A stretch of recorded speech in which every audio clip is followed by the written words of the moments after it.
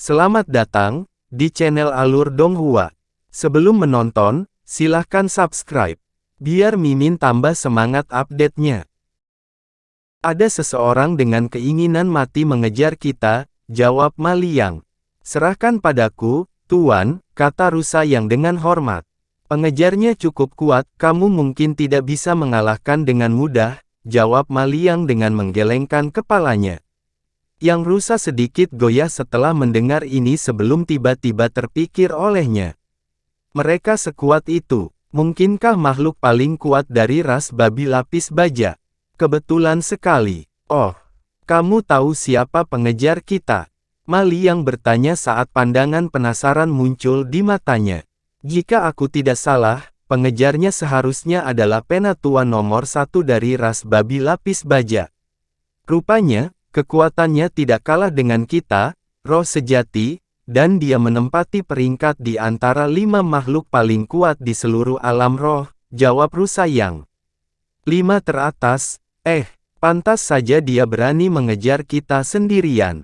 Kalau begitu, aku akan memurnikan jiwanya menjadi roh utama segel darah roh miriatku, Ma Liang terkekeh dingin. Segera setelah itu, dia mengayunkan selongsongnya ke udara untuk melepaskan segel merah tua, yang menghilang ke udara tipis sebagai bola cahaya merah tua. Ekspresi Yang Dir sedikit berubah saat melihat segel itu. Dulu ketika menghadapi Ma Liang dalam pertempuran dengan 2 roh sejati lainnya, ia telah menyaksikan kekuatan harta karun ini secara langsung. Bahkan 3 roh sejati yang digabungkan tidak dapat bersaing dengan segel ini, itulah sebabnya mereka terpaksa mengaktifkan rantai hukum sebagai upaya terakhir. Tiba-tiba, guntur keras terdengar, dan kereta tulang terbang muncul di kejauhan di tengah busur petir perak yang tak terhitung jumlahnya. Gerbong kemudian berhenti lebih dari 1000 kaki dari Ma Liang dan Yang Dir. Di bagian depan gerbong berdiri seorang lelaki tua kurus dari ras babi lapis baja. Pria itu memiliki rambut abu-abu panjang dan sepasang mata hijau, dan ada sekitar selusin cincin tulang dengan ukuran berbeda di sekitar lengannya. Ada juga 2 bendera abu-abu keruh di pundaknya, yang masing-masing setinggi beberapa kaki dengan bayangan hantu yang tak terhitung jumlahnya di permukaannya, dan mereka melepaskan lolongan hantu. Kamu benar-benar roh. Pria tua itu berseru begitu pandangannya tertuju pada rusa yang. Rusa yang cukup terkejut mendengar ini, tetapi tetap berekspresi saat menjawab, "Oh, saya terkejut Anda berhasil mengenali saya segera. Mengapa roh sejati sepertimu membunuh begitu banyak junior dari ras kita dan menghancurkan formasi teleportasi antar benua kita?" Pria tua itu bertanya. Para junior itu berani menentang tuanku, jadi mereka harus mati untuk menebus tindakan mereka, jawab rusa yang dengan acuh. Tuanmu, pria tua itu tercengang mendengarnya, dan dia langsung mengarahkan pandangannya ke arah Ma Liang. Tiba-tiba, dia teringat sebuah berita yang baru saja dia terima, dan hatinya langsung tersentak hebat. Namun, ekspresinya tetap tidak berubah, dan dia tersenyum tenang ketika dia menjawab, "Begitu, jadi para junior itu yang melangkahi batas mereka terlebih dahulu. Dalam hal ini, saya minta maaf sebagai gantinya. Saya masih memiliki beberapa hal untuk dihadiri jadi aku akan pergi sekarang." Begitu suaranya menghilang, lelaki tua itu terbang kembali dengan kereta tulangnya di tengah kilatan petir yang tak terhitung jumlahnya. "Hehe, kamu tidak kemana-mana." Senyum dingin muncul di wajah rusa yang saat mengambil langkah maju sambil melakukan gerakan meraih, dan kapak hitam raksasa muncul kembali di genggamannya sebelum diayunkan dengan kejam di udara. Proyeksi bilah hitam meletus dari kapak, berubah menjadi gelombang hitam yang menyapu langsung ke arah kereta tulang. Ekspresi lelaki tua itu sedikit menggelap setelah melihat ini, dan salah satu cincin tulang di sekitar lengannya segera muncul sebelum membengkak menjadi sekitar 1 akre. Rune abu-abu yang tak terhitung jumlahnya kemudian muncul di permukaannya, dan itu langsung menabrak proyeksi bilah abu-abu. Ledakan yang menghancurkan bumi terdengar saat proyeksi bilah hitam dikalahkan, sementara cincin tulang kembali ke ukuran aslinya dan dikirim terbang kembali. Namun, kereta tulang itu tidak melambat sedikit pun, dan dalam sekejap mata, jaraknya lebih dari 10.000 kaki. Tepat ketika lelaki tua itu menghela nafas lega dan hendak fokus untuk melarikan diri, proyeksi segel merah pegunungan tiba-tiba muncul dari udara tipis di tengah ledakan yang bergemuruh sebelum perlahan turun dari atas. Segel itu tampaknya bergerak sangat lambat, tetapi langsung muncul di atas kereta tulang, lalu melepaskan ledakan fluktuasi hukum yang mengunci kereta di tempatnya. Hati lelaki tua itu tersentak saat melihat ini, dan dia buru-buru melepaskan dua bendera di pundaknya, yang membengkak hingga lebih dari 100 kaki dalam sekejap, kemudian melepaskan ratusan hantu jahat, yang semuanya berada di tahap integrasi tubuh dan melepaskan ki mengerikan yang menakutkan. Pada saat yang sama, selusin cincin tulang di sekitar lengan lelaki tua itu juga melesat, dan semuanya menunjukkan kekuatan yang berbeda saat mereka meluncur langsung menuju proyeksi segel raksasa. Serangkaian ledakan bergema terdengar, dan cincin tulang menghantam proyeksi segel satu demi satu sebelum langsung hancur. Adapun ratusan hantu jahat, semuanya dihancurkan setelah tersapu oleh fluktuasi hukum yang dilepaskan oleh proyeksi. Sementara itu, proyeksi segel raksasa masih turun dari atas. Ekspresi lelaki tua itu berubah drastis setelah melihat ini, dan dia segera membuat segel tangan sebelum menyuntikkan kekuatan sihirnya ke dalam kereta terbang di bawahnya dengan hiruk-pikuk. Busur petir perak berkelebat tak menentu di atas permukaan kereta tulang, dan itu berubah menjadi naga tulang bercakar 5 yang melepaskan raungan menggelegar sebelum mencoba untuk berteleportasi. Mali yang mengeluarkan harum dingin saat melihat ini, lalu mengarahkan jarinya ke proyeksi segel merah raksasa dari jauh. Proyeksi itu segera bergetar saat serangkaian rune merah muncul di permukaannya sebelum menghilang dalam sekejap. Pada saat yang sama, serangkaian dentuman tumpul terdengar di sekitar tulang naga, dan tentakel merah yang tak terhitung jumlahnya ditembakkan dari udara tipis sebelum mengikat tulang naga seperti rantai pembatas. Naga itu berjuang dengan sekuat tenaga saat kilat menyambar di sekelilingnya, tetapi ia tidak dapat melarikan diri dari tentakel ini.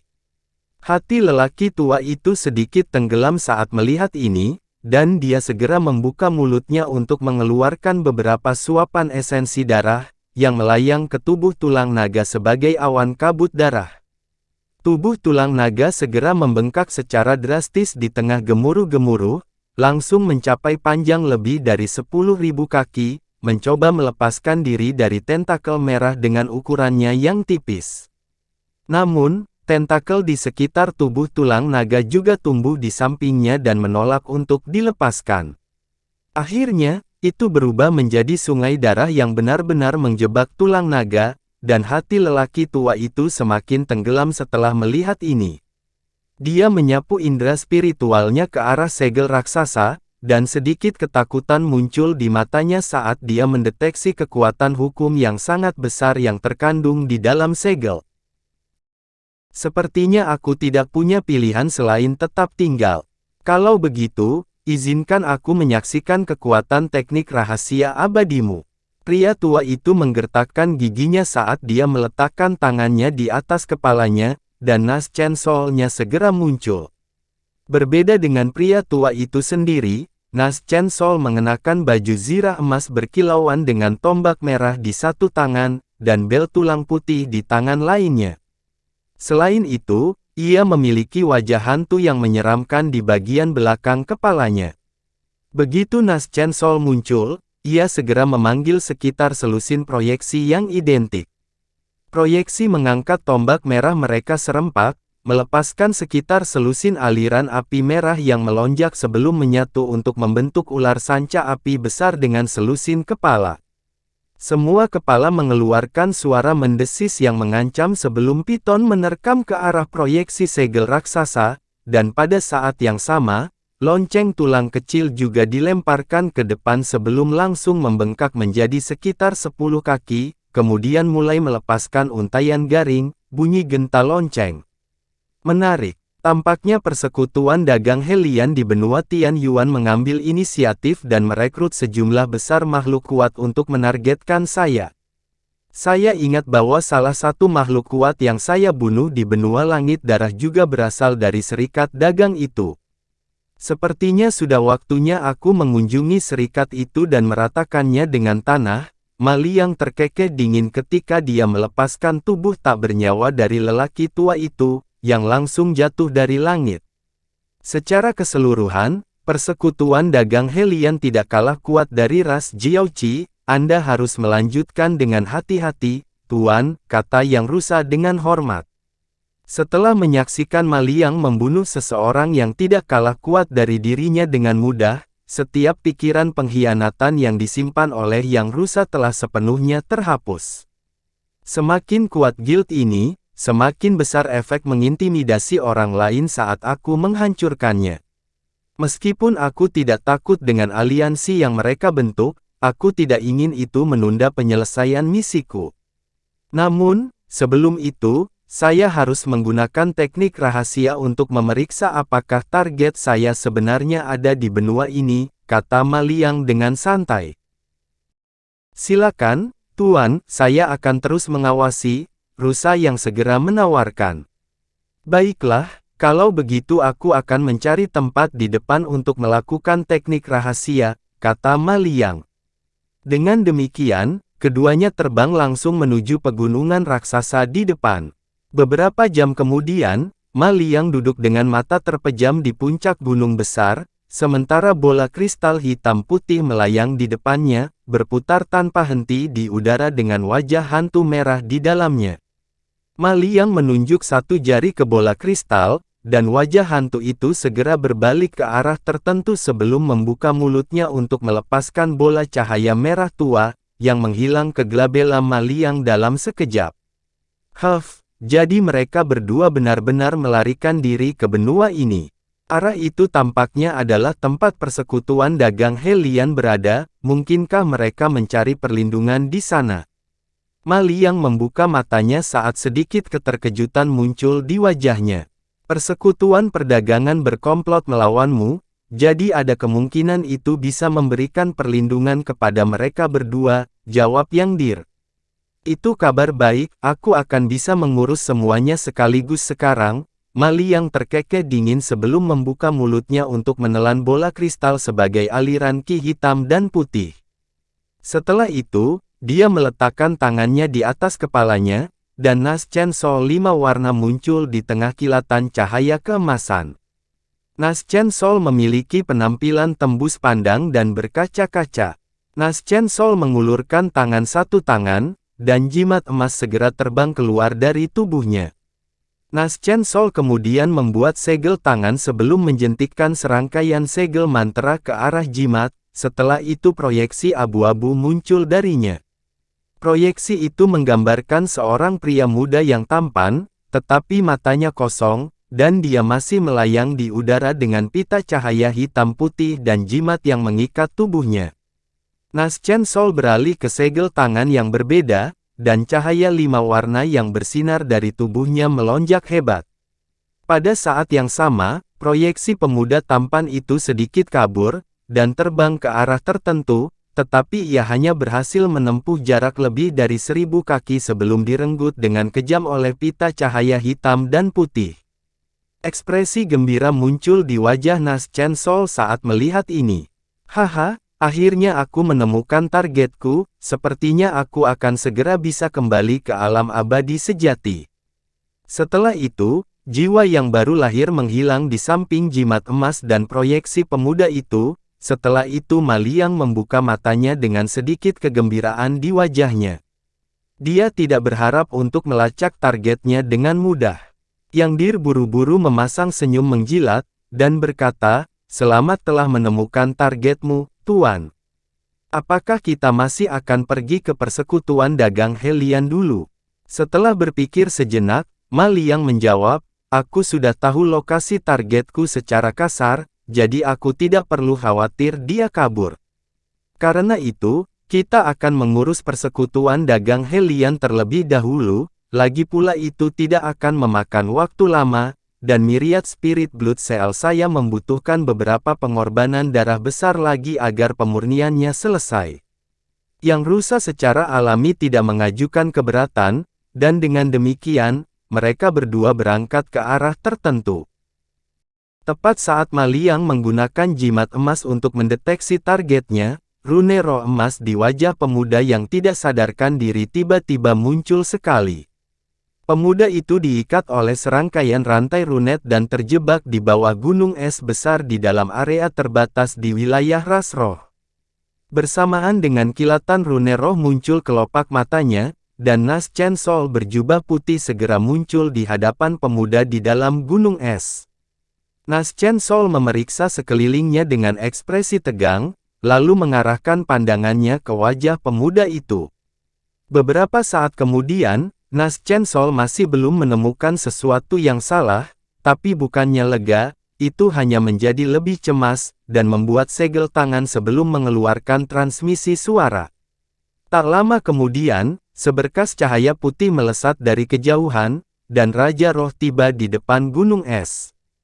"Ada apa? Kenapa kau memanggilku?" Raja Roh bertanya dengan ekspresi serius. "Sepertinya baru saja terjadi sesuatu, tapi aku tidak menemukan apapun setelah memeriksa batasan di sini. Apakah kamu memperhatikan sesuatu di pihakmu?" tanya Nas Chen Sol. "Tidak sama sekali. Aku telah berjaga-jaga di pintu masuk selama ini, jadi aku pasti akan menyadari jika ada sesuatu yang salah," jawab Raja Roh dengan terkejut. "Kalau begitu, gangguan kecil apa tadi? Dia jelas telah sepenuhnya disegel olehku, dan bahkan indera spiritualnya benar-benar tidak bergerak," kata Nas Chen Sol dengan alis berkerut. "Itu memang sangat aneh," renung Raja Roh. "Apakah ada peristiwa besar yang terjadi di dunia luar baru-baru ini?" Nas Chen Sol tiba-tiba bertanya. "Bukan itu yang bisa kupikirkan. Sejak makhluk jahat mundur, semuanya menjadi normal selain fakta bahwa umat manusia sedang mengalami kebangkitan," jawab Raja Roh dengan mengelus janggutnya. Raja Roh cukup kuat, tetapi dia tidak menonjolkan diri di alam roh, jadi persekutuan dagang Helian tidak mengundangnya untuk bergabung dengan aliansi mereka. Karena itu, dia secara alami sama sekali tidak menyadari kehadiran abadi sejati di alam roh. "Saya mungkin terlalu sensitif saat itu. Saya akan memeriksa batasannya lagi, dan jika saya masih tidak menemukan apapun, maka itu hanya kebetulan," kata Nas Chen Sol saat ekspresinya sedikit berkurang. "Baiklah, tapi sebagai tindakan pencegahan, aku akan menggandakan jumlah penjaga," kata Raja Roh. Nas Chen Sol mengangguk sebagai jawaban sebelum membuat segel tangan, di mana tubuhnya hancur menjadi titik cahaya putih di dalam gunung es. Adapun Raja Roh, dia tetap di tempat untuk beberapa saat lebih lama dengan ekspresi kontemplatif, tetapi pada akhirnya, dia hanya bisa menggelengkan kepalanya dan pergi sebagai seberkas cahaya putih. Apa? Keabadian sejati itu diduga telah tiba di benua Tian Yuan dan hanya setengah bulan lagi untuk mencapai serikat dagang kita. Ekspresi Ming Zun berubah drastis setelah mendengar laporan yang disampaikan oleh seorang pria parubaya. Tidak hanya itu, tapi penatua nomor 1 dari ras babi lapis baja juga dibunuh olehnya. Setelah memverifikasi berita ini dan penampilan pelakunya, kami dapat memastikan bahwa itu adalah abadi sejati, pria setengah baya itu menjawab.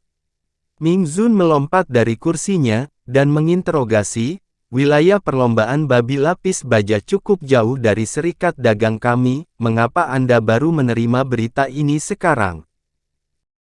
Immortal sejati ini bepergian dengan sangat cepat. Jika bukan karena fakta bahwa dia diidentifikasi oleh anggota serikat dagang kita saat dia menggunakan formasi teleportasi tertentu, kemungkinan besar kita masih tidak menyadari fakta bahwa dia di benua Tian Yuan, pria itu menjawab dengan senyum masam. "Apakah sudah diverifikasi bahwa dia menuju serikat dagang kita?" tanya Ming Zun. "Tidak ada kekuatan besar lain selain dari guild kita di sepanjang jalan yang dia lalui, jadi seharusnya tidak ada kesalahan." Mungkinkah dia sudah mengetahui tentang rencana kita untuk membentuk aliansi untuk menargetkannya? Pria itu berspekulasi. Tampaknya memang begitu, dan informasi ini kemungkinan besar dibocorkan oleh tetua ras babi lapis baja itu. Aku pernah menyampaikan undangan kepadanya, dan melihat dia dibunuh oleh makhluk abadi yang sejati itu, jiwanya pasti telah dicari. Kalau tidak akan ada cara untuk menjelaskan ini, kata Ming Zun dengan alis berkerut. Apa yang kita lakukan sekarang? Setengah bulan pasti tidak cukup untuk mengumpulkan semua makhluk kuat yang kita rekrut. Siapa sangka dia akan langsung datang ke serikat dagang kita. Pria itu berkata dengan panik. Tenang. Satu-satunya hal yang bisa kita lakukan sekarang adalah membagi serikat dagang kita untuk saat ini untuk mengulur waktu bagi makhluk kuat yang telah kita rekrut, kata Ming Zun. Pria parubaya sedikit goyah setelah mendengar ini, sementara Ming Zun melanjutkan, berbeda dengan sekte atau ras besar lainnya, serikat dagang kami tidak memiliki populasi yang besar, atau wilayah yang ditetapkan. Yang harus kami lakukan hanyalah menyebarkan anggota kami untuk saat ini, dan keabadian sejati itu tidak akan dapat melakukan apapun, kata Ming Zun dengan tenang. Itu ide yang bagus. Aku akan segera mempersiapkan evakuasi massal, kata pria itu dengan ekspresi gembira muncul di wajahnya. Tunggu, selain mempersiapkan evakuasi, hubungi makhluk kuat yang telah kita rekrut dan kumpulkan mereka ke Skis Beyond di Balai Volcry Point. Ki yang mengerikan di sana sangat melimpah, jadi sangat cocok untuk memanggil roh sejati kuno yang disembah oleh Guild Perdagangan kita, kata Ming Zun dengan percaya diri. Itu secara alami akan menjadi tempat terbaik untuk melawan keabadian sejati, tetapi apakah dia bersedia pergi ke sana? Pria parubaya itu bertanya dengan suara ragu-ragu. Disitulah Frost bersayap 6 dan Ice Phoenix masuk, kata Ming Zun dengan senyum dingin. Jadi begitu. Pandangan tercerahkan muncul di wajah pria parubaya itu setelah mendengar ini, dan dia membungkuk hormat sebelum berangkat dari aula. Setelah kepergian pria itu, Ming Zun duduk kembali di kursinya saat ekspresi kontemplatif muncul di wajahnya. Di istana asal Azure, Han Li duduk di atas futon dengan bola petir berwarna keunguan keemasan melayang di atas tangannya. Bola petir hanya seukuran kepalan tangan manusia, tapi benar-benar sunyi.